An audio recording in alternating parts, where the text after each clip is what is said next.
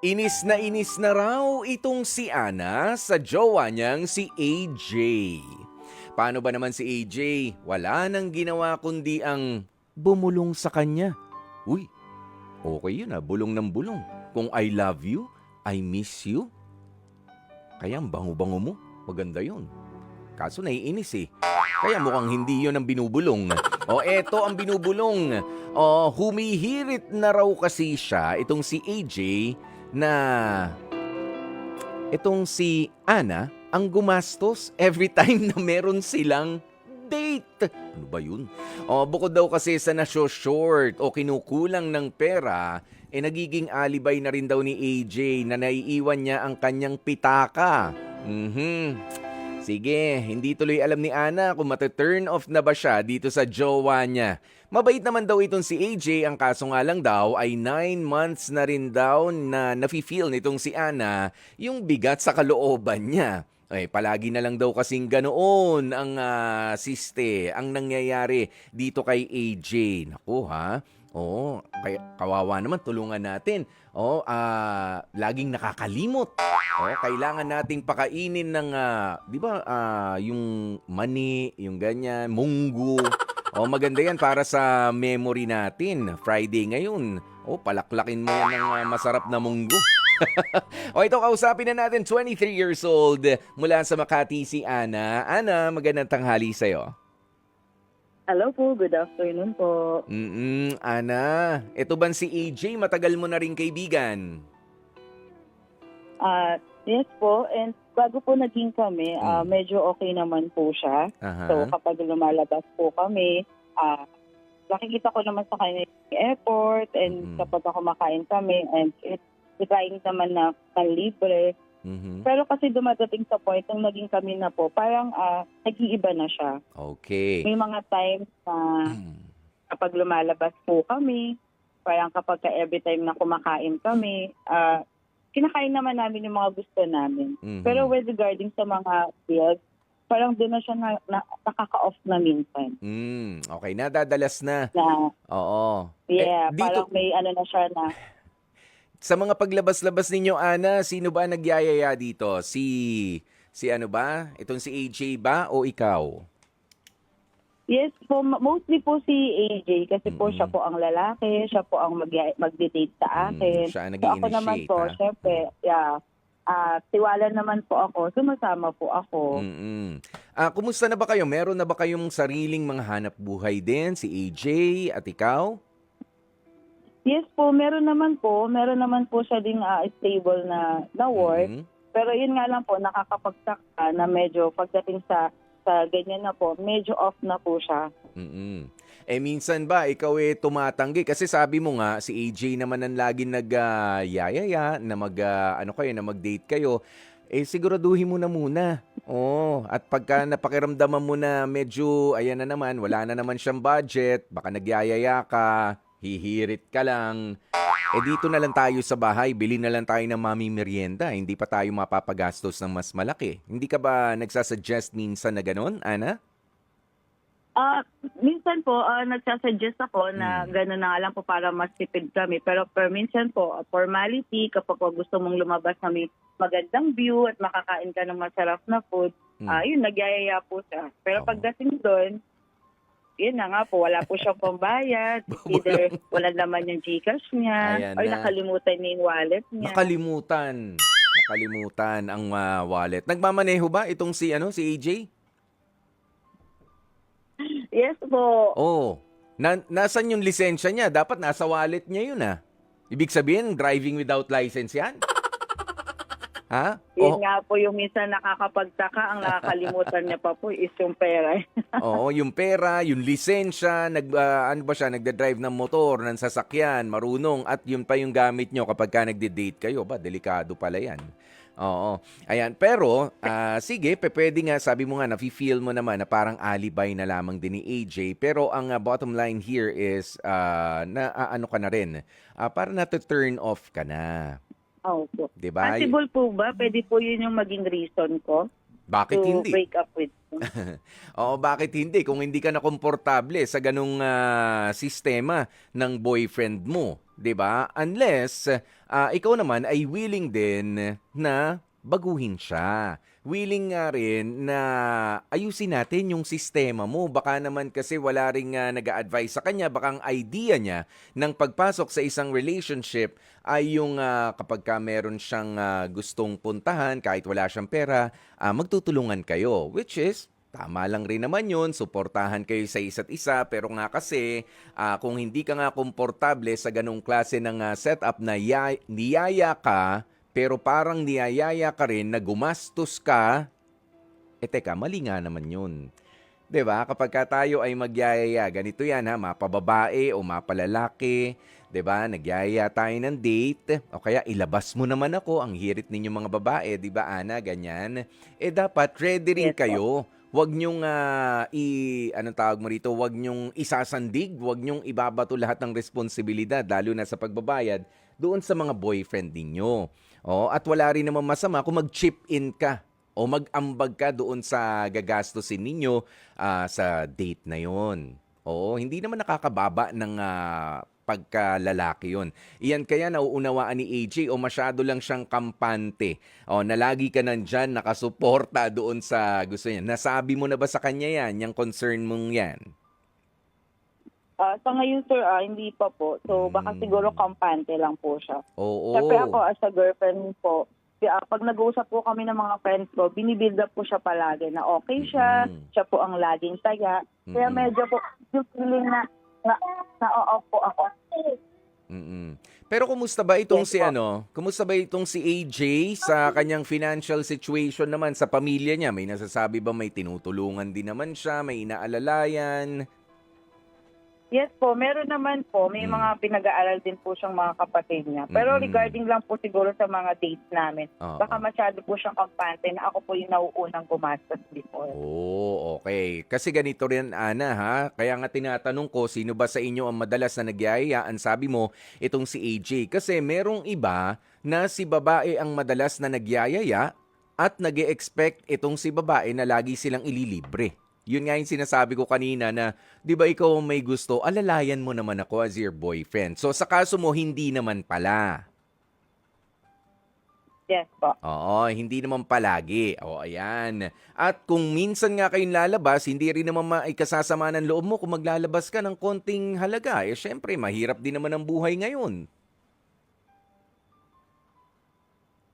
Yes po. 'Di ba? Pero kung minsan-minsan lang, ang maganda diyan, pagplanuhan ninyo nitong si AJ ang pagde-date ninyo. Gaano ba kayo nagde-date sa loob ng isang buwan?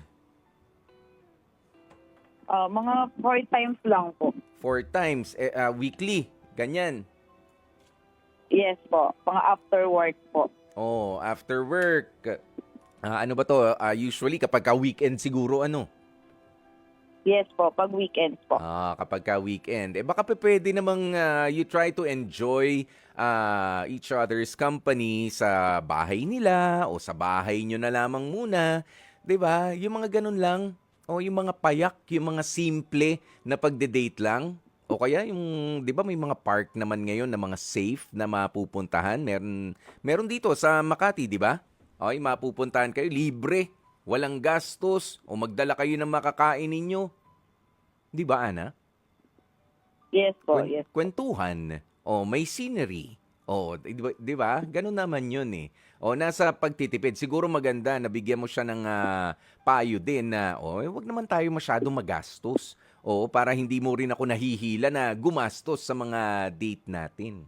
After all, kaya nga tayo nakikipagrelasyon, hindi naman para doon sa mga masasarap na pagkain na pagdadalhan sa atin ng jowa natin. Hindi naman para doon sa mga magagandang mga at mamahaling mga lugar na pagdadalhan sa atin.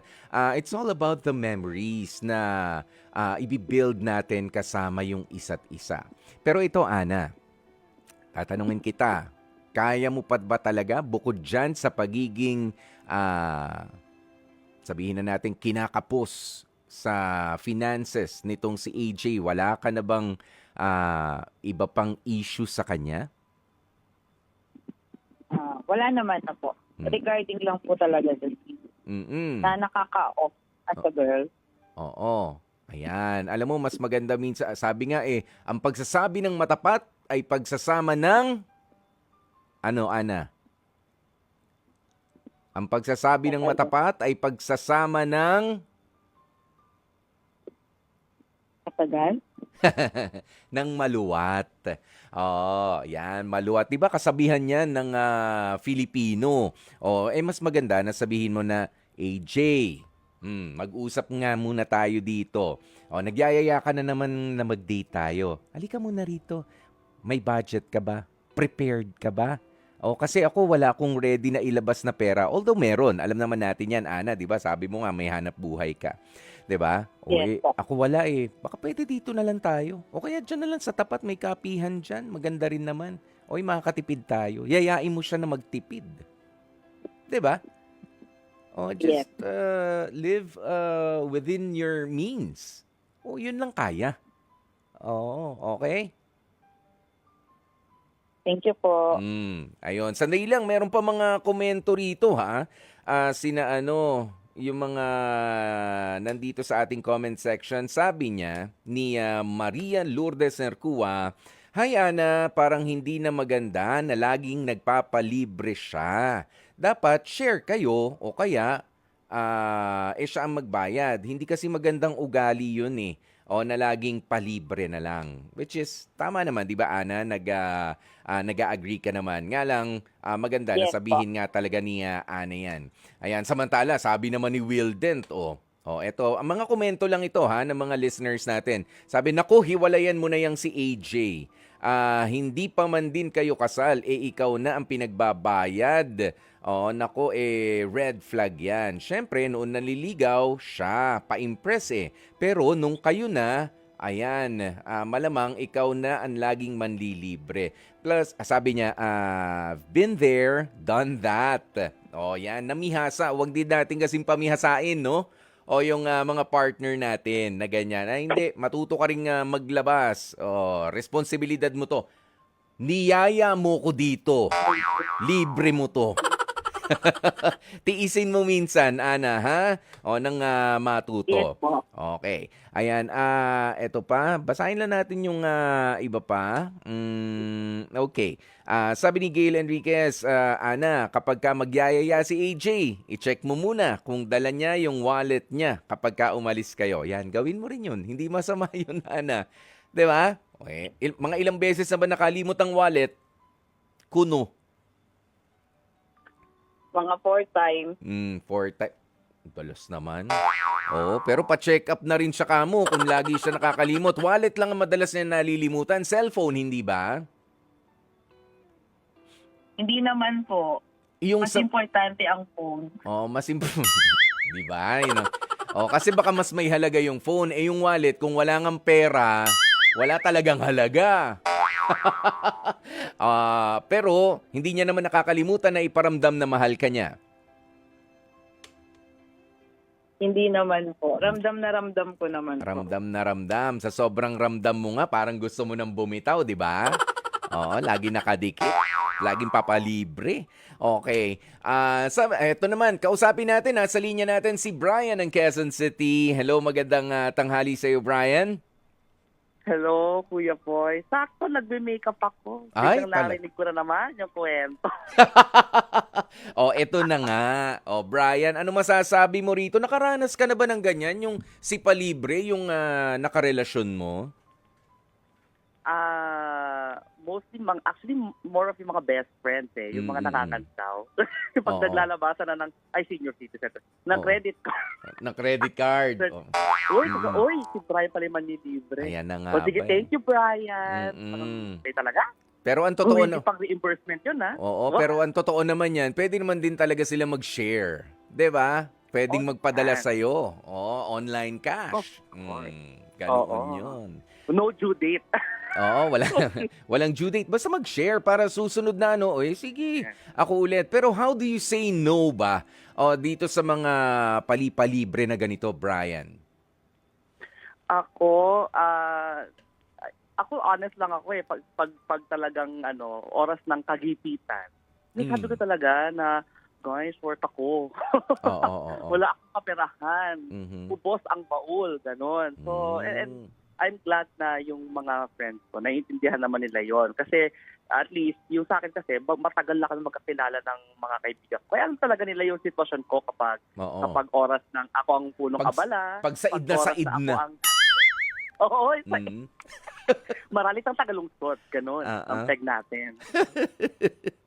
Oo, yun nga. Kaya hindi talaga masama, no, na magsabi ka ng, I know, oo, responsibilidad mo muna to. Niyaya mo ko Oo eh. naman. Ganyan. Oo, totoo yung Kuya Poy, di ba? Kung sino nagyaya, siya magbayad, di ba? Oo. At kung may Actually, isi-share yung niyaya, bakit hindi?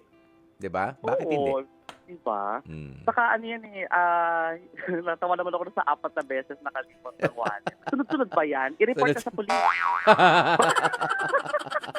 Oo, habit na yan. Kapag kaganyan, habit yan. Oo. Ay siya, sige. Maraming salamat, Brian.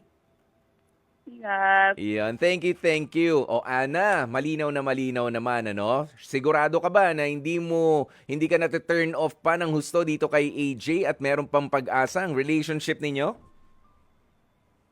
May pag-asa naman po and kausapin lang po siya ng personal Yan. at iparating sa kanya yung ganyang sitwasyon. Yan. Para aware din po siya. Oo, kasi yung mga ganyang, ito para sa mga magkakarelasyon, katulad nito, hindi pa sila nag-anniversary, itong sina Ana, 9 months pa lang sila sa relationship nila. Medyo, yes, kilala mo na, pero parang hindi mo pa masabi yung mga bagay na katulad nito. Tama, Ana? Yes po. 'Di ba? Pero parehas kayong parehas kayong work in progress. Yan ang kailangan maintindihan ng iba. Yung iba bigla na lang aalis kasi yung dahilan na ganito na pwede palang nasolusyonan, mapapakinggan naman pala, maaayos naman pala, hindi sinabi. O basta na turn off na ako sa kanya kasi ganito siya. Turn off ako kasi si palibre siya. Yan, o kaya yayain ako, mag-date daw kami, tapos ako pala gagastos. Yung mga ganyan, hindi sinasabi. Pero talagang wala namang ibang paraan. Kundi ang sabihin mo, doon sa pinili mong sagutin bilang boyfriend o doon sa niligawan mo bilang girlfriend, yung mga shortcomings niya rin. Yan, yung mga pagkukulang niya sa isang relationship. Lagi nating iisipin, hindi tayo mga perpektong karelasyon, ha? Okay? Kaya dapat sabihin natin sa malumanay na pamamaraan, yung may respeto pa rin naman at may dignidad naman. Of course, naiiwan tayo doon sa ating kapartner. Okay? Kapag kakausapin natin sila. Hindi rin sa harap ng mga ibang tao. Pangit din naman yun. Ha, Ana? O, dapat yung kayong dalawa lang. Kung papaano kayong nagkaaminan ng inyong pagmamahalan, ganun din sa ganito mga bagay na importante niyang malaman. Okay? Na hindi maganda sa kanyang nakaugalian. Okay, Ana, ito na ang pagkakataon mo naman para magbigay ng mensahe dito kay AJ. Kung anumang klase ng mensahe yan, ikaw na ang bahala. O, sige, Ana, go! Hi kay AJ, hi love. Gusto ko lang at parating sa'yo na kahit ano yung mga pagkukulang mo minsan, mahal na mahal pa rin kita. At hindi dito natatapos yon. Pwede pa natin baguhin para tumagal yung ating pagsasama. And para balang araw, wala na tayong issue sa mga ganyan. At hindi natin siya magiging problema number 1. Mahal na mahal kita, yun na. Hindi mo ba siya yayain ng date mamaya? Ana? Pwede naman tayo mag-date pero sa bahay na lang. Natatakot tuloy lumabas si Ana. Magagastusan eh. Pero maayos pa naman yan. Reconcilable yung mga ganyan mga issues. Okay?